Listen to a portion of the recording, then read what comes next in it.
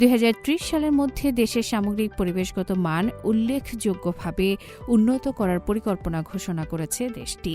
2030 সালের মধ্যে দেশের পরিবেশগত ও বাস্তুসংস্থানগত মানের সার্বিক উন্নয়নের লক্ষ্য নির্ধারণ করেছে চীন।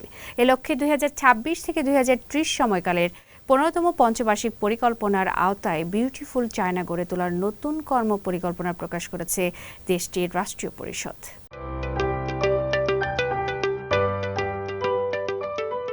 পরিবেশ সুরক্ষা ও টেকসই উন্নয়নে নতুন লক্ষ্য নির্ধারণ করেছে চীন। 2030 সালের মধ্যে দেশের সামগ্রিক পরিবেশগত মান উল্লেখযোগ্যভাবে উন্নত করার পরিকল্পনা ঘোষণা করেছে দেশটি।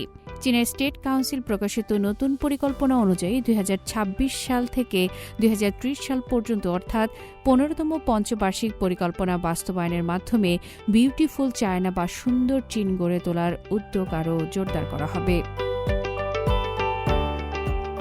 পরিকল্পনায় বলা হয়েছে 2030 সালের মধ্যে সবুজ উৎপাদন ও পরিবেশ বান্ধব জীবনধারা ব্যাপকভাবে প্রতিষ্ঠিত হবে। এ লক্ষ্যে মোট 18টি প্রধান লক্ষ্য নির্ধারণ করা হয়েছে।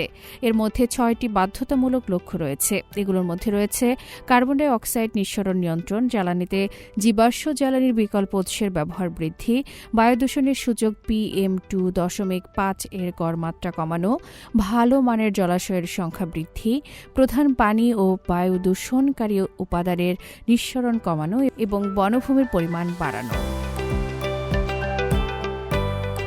চীনের পরিবেশ ও প্রতিবেশ পরিকল্পনা একাডেমির ভাইস প্রেসিডেন্ট ওয়ান চুন বলেন, এই 6টি লক্ষ্য বাধ্যতামূলক এবং অবশ্যই অর্জন করতে হবে। বাকি 12টি নির্দেশনামূলক লক্ষ্য।